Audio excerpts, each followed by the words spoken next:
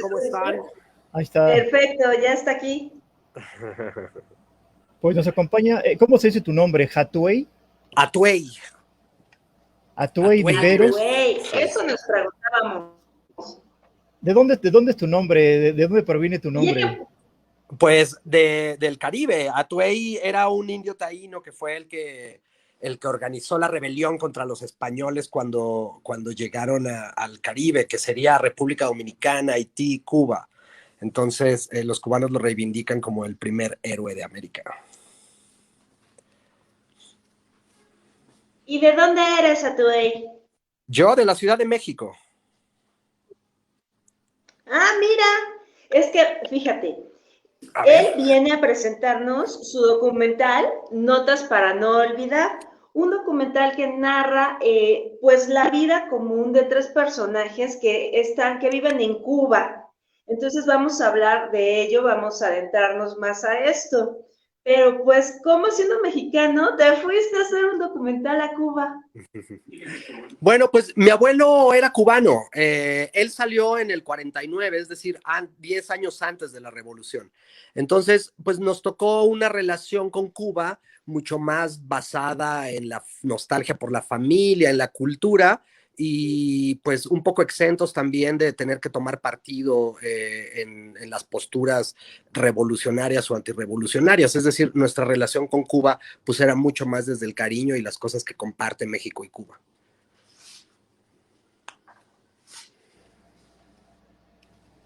Cuéntanos, este corto ya fue del 2018. Sí, es un documental, Y pues largometraje ahora, documental. es un documental y ahora ya llega por fin a pantalla grande. Cuéntanos de ese corto, un poco más de qué va, aparte de lo que pues yo ya dije como introducción.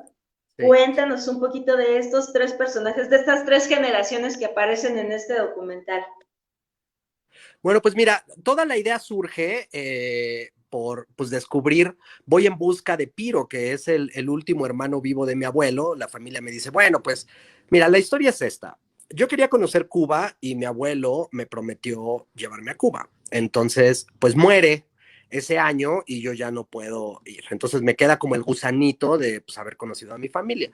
Entonces, cuando empiezo a hacer preguntas, me dicen, lo que tú tienes que hacer es ir a ver a Piro, que es el último hermano vivo de tu abuelo, y pues ahí está, para que le preguntes todo lo que tú quieras, ¿no? Y entonces, pues ya cuando llego a conocer a Piro, pues descubro que tiene unas libretas donde él anota sistemáticamente todas las cosas, lleva un registro muy minucioso, meticuloso es la palabra que él usa, para llevar pues todas sus anotaciones, desde la contabilidad cotidiana, anota cada cosa que compra, en qué se gasta como su dinero.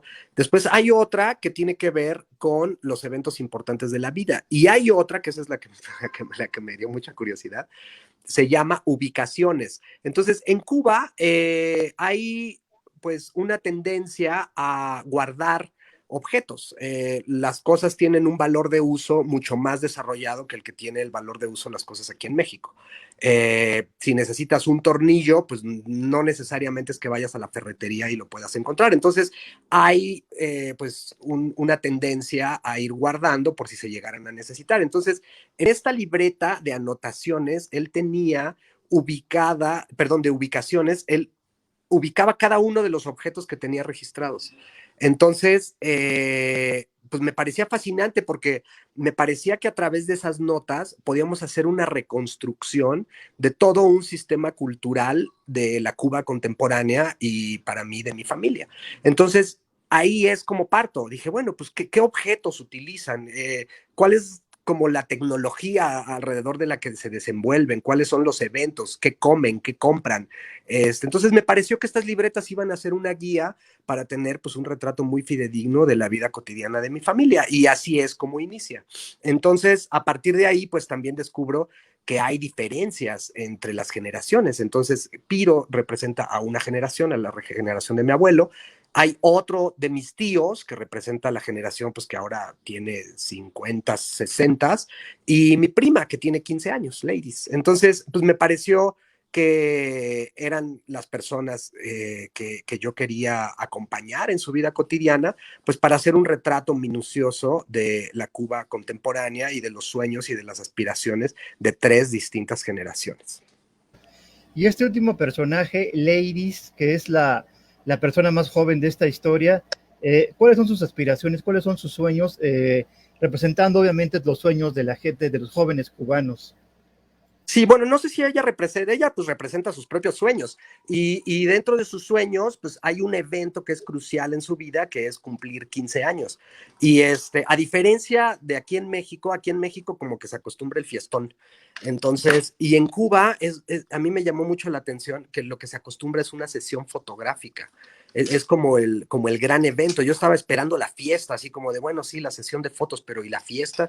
Y entonces me di cuenta que pues el gran evento era como volcarse sobre esta parte de la imagen. Entonces hay un componente muy importante que es la celebración de sus 15 años, pero también hay un elemento muy importante que es tener desde los 15 años que definir su vocación y pues la tendencia es a que ella estudie medicina. Entonces ella tiene que tomar esta decisión de a qué se va a dedicar a los 15 años y está como este debate en la conversación con la madre de pues, qué es lo que ella podría hacer mejor o cuál podría ser su mejor desempeño, en qué carrera y cuáles son sus posibilidades reales. Y lo cierto es que Cuba en términos de medicina pues tiene un desarrollo pues bastante admirable.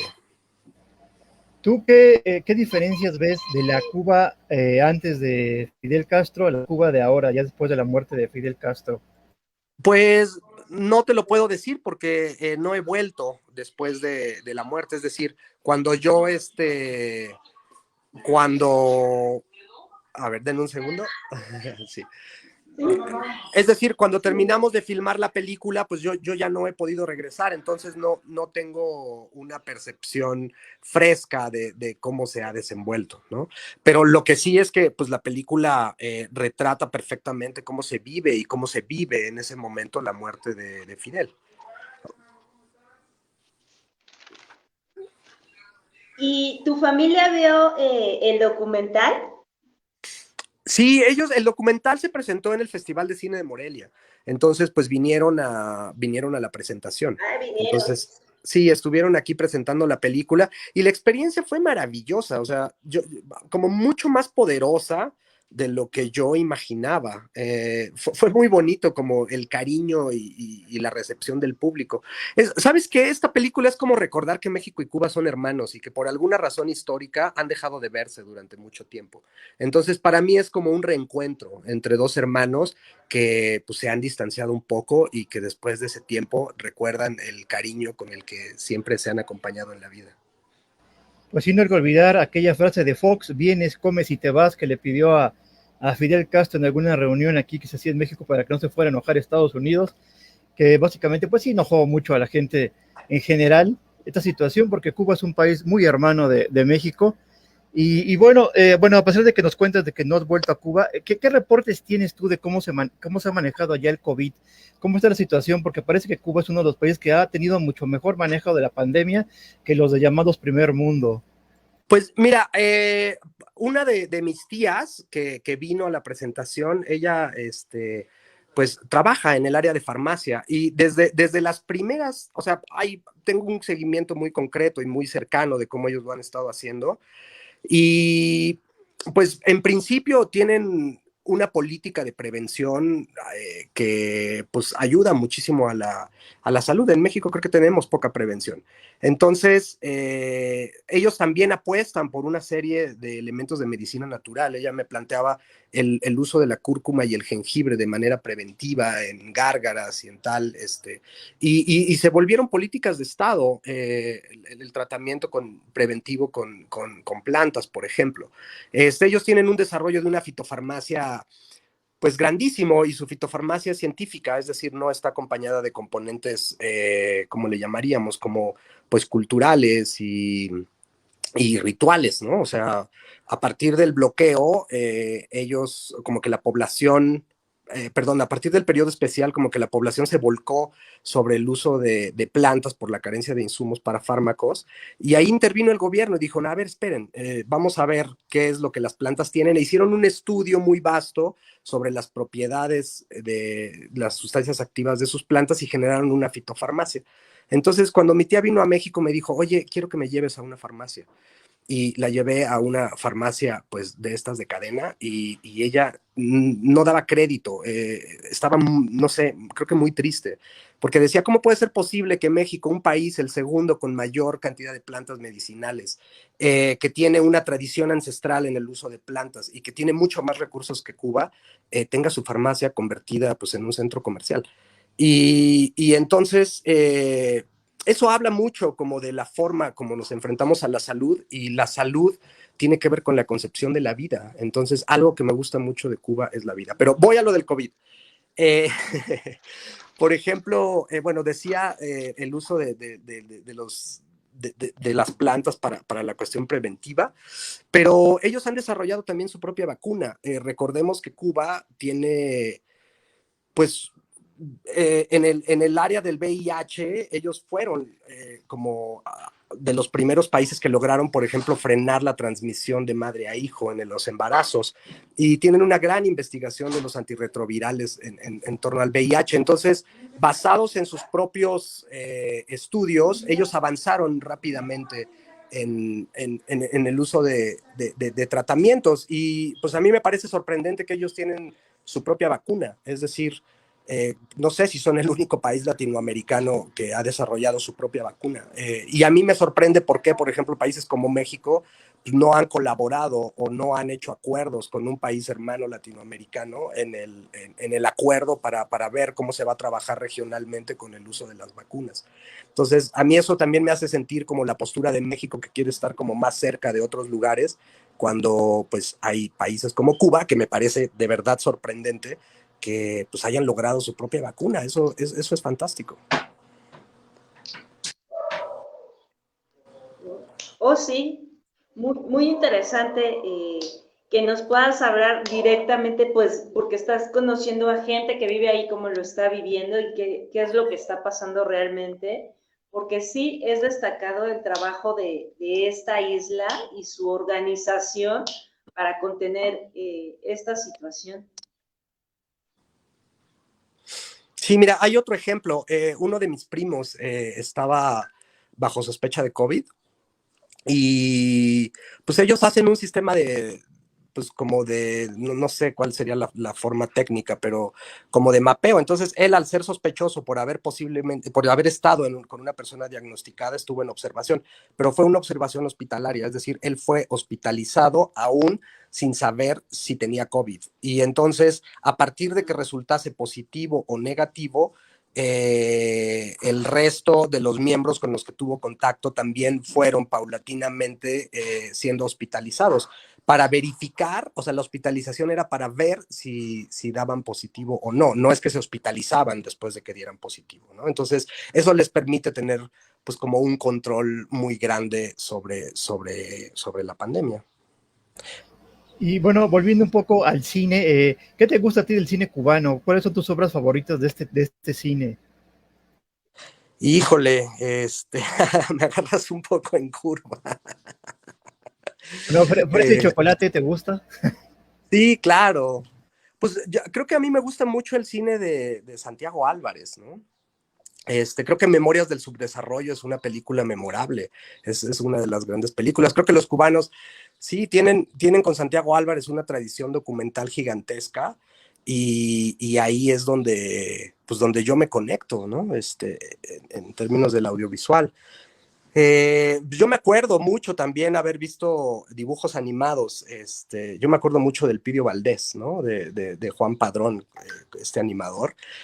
Obviamente, pues Vampiros en La Habana, y me parece que, no sé, por ejemplo, películas como La muerte de un burócrata, no sé, son películas pues que me marcaron en la forma del desarrollo. Y una cosa muy bonita que tienen los cubanos es que tienen una relación mucho más poderosa con el cine latinoamericano que nosotros.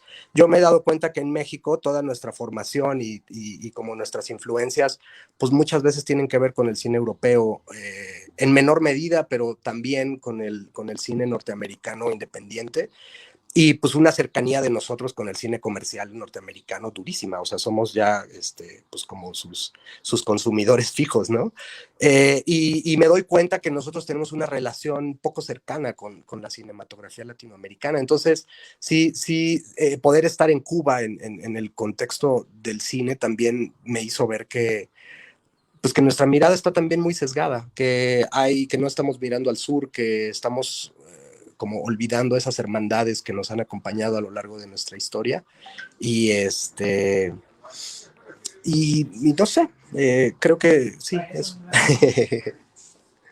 Pues hoy llega a la sala, bueno, llega a la Cineteca, ¿no? Básicamente, aquí en la Ciudad de México, esta película, Notas para no olvidar, que bueno, es un poco curioso porque esta semana se estrenan dos películas con un poco de tinte caribeño, como es esta película de Atuey Viveros y la de La Fiera y la Fiesta, una película de dos autores mexicanos que precisamente hacen homenaje a un cineasta dominicano, pero me parece chistoso eso, de como que tienen una temática no parecida, pero sí ambas son como que con un retrato de lo que pasa en el Caribe. María Fernanda. Pues eso está muy bueno. Oye, antes de despedirnos, quisiera preguntarte en concreto sobre Notas para no olvidar el trabajo de edición que se destaca en tu documental. Quisiera que nos platicaras un poco de Pedro Gómez y este trabajo que hizo en la edición de este documental. Pues mira, Pedro Gómez para mí es una persona pues quien me vengo acompañando desde mis primeras conversaciones en la escuela de cine, es decir, es una persona a quien quiero muchísimo, pero más allá de eso, yo creo pues, que nos hemos sabido entender y mirar desde nuestras conversaciones y la concepción del cine. Pedro pues ha estado presente en todas mis películas. Mi primer película, pues él estaba propuesto para editarla por cuestiones ahí técnicas administrativas, no pudo, que es Mi Universo en Minúsculas, ópera prima del CCC, y de ahí pues hemos continuado con esta complicidad, ¿no? Y más allá de la edición de películas, pues en las conversaciones y en las charlas sobre el cine y sobre lo que nos gusta. Entonces, una cosa que a mí me parece fascinante de trabajar con Pedro es que hemos desarrollado una capacidad pues como de leernos y entendernos mutuamente, es decir, cuando yo hago una secuencia, pues yo estoy pensando al momento de grabarla en cómo se va a estructurar en edición. Y yo creo que pues cuando llego con Pedro con los materiales nuevos, tenemos conversaciones sobre cuáles son los puntos que yo quería y me siento interpretado con una fidelidad increíble cuando Pedro hace los cortes. Me siento como muy leído, me siento muy acompañado. Entonces, pues no sé, para mí el trabajo de Pedro es así como de una extrasensorialidad y una sensibilidad para interpretar lo que el director quiere, para interpretar el material y para él hacer su propia interpretación. Entonces, para mí es un hermano cinematográfico, ¿no? Y hay una parte fundamental también de su trabajo que es absolutamente creativo. Es decir, yo no sé, yo reconozco en Pedro la figura del editor que se compromete y que te acompaña y que te entiende y que te lee y que te propone y con quien juegas las estructuras, ¿no? Entonces, para mí es un editor hermano, acompañante, pues que se ha vuelto una persona fundamental en este camino del cine. Pues no lo olviden, hoy a las 9 de la noche en la Cineteca se estrena esta película. Tienen 2 horas para ir, bueno, un poco menos de 2 horas para ir, pero para quien esté por la zona, pues vaya, láncese, porque pues vale la pena ver este tipo de documentales maravillosamente hechos. Próximos proyectos que tengas, ¿ya tienes tu próximo proyecto en mente? ¿Ya lo estás elaborando? Sí, fíjate que estamos participando de esta nueva pues como formalidad a partir de la desaparición de los fideicomisos y del Foprocine, que era pues como una estructura administrativa que había sustentado el trabajo de muchas generaciones de cineastas. Cuando desaparecen los fideicomisos, pues viene este nuevo escenario de no saber qué va a suceder. pues nosotros participamos en esta nueva convocatoria y haremos nuestro primer acercamiento a este nuevo sistema que es el Focine. Y pues estamos trabajando una película que se llama Furia Roja, que es sobre un equipo de básquetbol femenil en el estado de Guerrero, en un pueblo de pescadores que se llama Barra de Coyuca. Y entonces es como este amor al deporte y a la comunidad como una herramienta de crearse y ser de las jugadoras en esta identidad, pues como individual de identificarse con el deporte y de querer ser y de querer ganar, pero al mismo tiempo con una identidad comunitaria muy, muy fuerte. Es como el básquetbol como una forma de aferrarse a la vida, al lado del mar, como dentro del temperamento del mar, lo que ello significa, y pues en un contexto de violencia muy concreto, cercano a Acapulco. Entonces, para mí es como un canto de vida a través del deporte en una relación cercana con la naturaleza, y pues ahí estamos, en Furia Roja, acompañando a este equipo de chicas y su pasión por vivir, ¿no? ¿También va a ser documental entonces? Es un documental, así es. Oye, ¿tú por qué crees que el documental ha cobrado tanta fuerza desde principios del siglo XX aquí en México? Pareciera como que es como una respuesta de los directores al cine comercial mexicano, que luego pues no es tan gustado por mucha gente, como las películas de Omar Chaparro, Marta y Gareda, como que ustedes retratan otro tipo de realidad, la realidad que pues realmente estamos viviendo aquí en México. Pero sí, yo me acuerdo que desde el principio de 2000 ha habido un boom tremendo de documentales, pero maravillosamente hechos, no que los hagan así nada más porque sí, sino que retratan diversas ópticas del mexicano. Ayer vi este documental sobre A Morir el Desierto, de un grupo de ancianos, gente de la tercera edad que vive en Sonora, en el delta de Sonora, y su cotidianidad, su vida diaria, y fue interesantísimo. Y tú igual haces documentales también muy interesantes desde estos ángulos diferentes a la realidad que el cine comercial nos quiere vender. Pero tú, ¿por qué tú crees que de repente hubo este gran boom? Pues mira, yo o sea, quiero ahí como desmarcar, no es una tendencia que sea un reflejo del cine comercial. El cine comercial, pues es el cine comercial.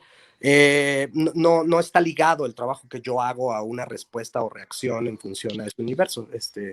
Más bien, lo que yo creo es que pues hay muchos factores que hacen que este tipo de cine prolifere. El primer factor es una realidad multicultural donde suceden muchísimas cosas. Tenemos una sociedad con muchísimas capas que cuando te tomas el tiempo, pues te das cuenta de que México es riquísimo en todas las formas de vida que se expresan. O sea, simplemente la diversidad del territorio. Tenemos 56 etnias con sus lenguas. Cuando lo sumas al territorio, pues ya suceden cosas. Cuando tienes una carga histórica que tiene que ver con el sincretismo, con la cultura española, con las influencias de la cercanía con Estados Unidos ahora, con la historia de México como un país hospedero de muchas culturas, en alguna época, pues como un lugar para estar de muchos asilados políticos. Entonces, pues te das cuenta que México es un lugar con una riqueza extraordinaria. Entonces, pues es simplemente ver y disfrutar de esa riqueza, es explorar el propio mundo que nos ofrece México. Lo mismo que Brasil, por ejemplo, o que Argentina, es simplemente cambiar el foco. Hay una tendencia a mirar hacia afuera o a acostumbrarnos a ser mirados desde fuera y calificados. Y hay otro que es como un acto de libertad, que es la posibilidad de mirarte a ti mismo, ¿no? Eso es algo que se aplica incluso a nosotros mismos como individuos. Es decir, yo como individuo, ¿qué tanto me miro en función de mis deseos hacia el exterior, lo que el mundo me ofrece y me dice que yo debería ser? Y qué tanto me miro en el espejo, me entiendo, me comprendo y me quiero y me disfruto en ese entender quién soy. Entonces, México es un país riquísimo en posibilidades de ser, y yo creo que pues hay mucha gente que ha decidido pues observar estas realidades. Y la otra cuestión que para mí es importante es que también hay una tradición, hay una cultura. Es decir, el cine ya no es un lenguaje, el cine ya no es algo que... El cine se ha vuelto parte de una cultura y es transgeneracional. Es decir, ha habido muchas generaciones de cineastas que han aprendido y que han enseñado y que generan nuevas generaciones, y estas nuevas generaciones se desarrollan, hacen películas, crean sus propias teorías, y entonces pues lo que sucede es que eso genera una cultura riquísima. Entonces, cuando tú mezclas una cultura riquísima con una gran diversidad, pues lo que tienes es una maravilla de expresión en el documental. No, pues realmente muy interesante, sobre todo esta observación que haces de que tenemos que mirarnos desde adentro, no que no tener nada más la óptica de cómo nos ven desde afuera, sino también cómo nos vemos y cómo el cine nos representa a nosotros mismos como cultura y como pueblo. María Fernanda, ¿algo más que quieres preguntar?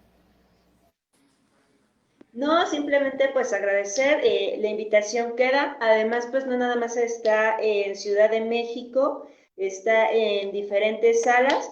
En nuestra página de Instagram y en Facebook, pues pondremos donde las salas en las cuales pueden ver este maravilloso documental. Muchas gracias y recordar que en México estaremos también en el Cine Tonalá, el sábado 29 es el estreno en Cine Tonalá y estaremos también programados en la Casa del Cine en la Ciudad de México y bueno, nosotros ya iremos pues anunciando en mi Facebook, Atoy Viveros, iremos como anunciando cuáles son las sedes en la República Mexicana donde se va a poder ir distribuyendo.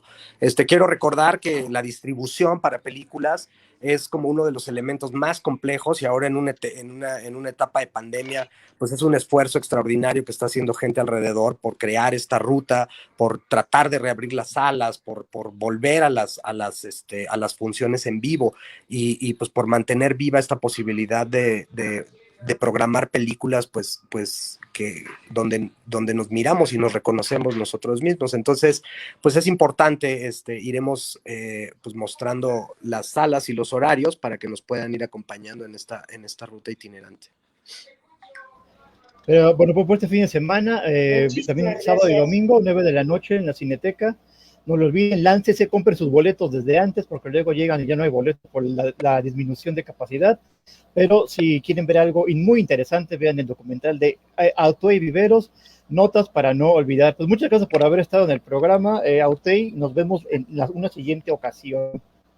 No, pues más bien muchísimas gracias por abrir el espacio, muchísimas gracias por ayudarnos a difundir y pues por mantener vivo este escenario de cine donde nos podemos comunicar con la audiencia y se puede saber que nuestros proyectos están por ahí funcionando. Y pues un saludo a la audiencia que nos está escuchando y pues los invito atentamente a que pues vayan toda la próxima semana, todos los días estará programada la Sí, película a vayan, las 9 de la vayan. noche. Será un placer compartir con ustedes este trabajo tan arduo y tan íntimo, hecho con mucho cariño. Pues muchas gracias. Muchas gracias. Gracias a ustedes, que Nos tengan bonita vemos. tarde. Hasta luego. Chao. Adiós, adiós. Bye. Gracias.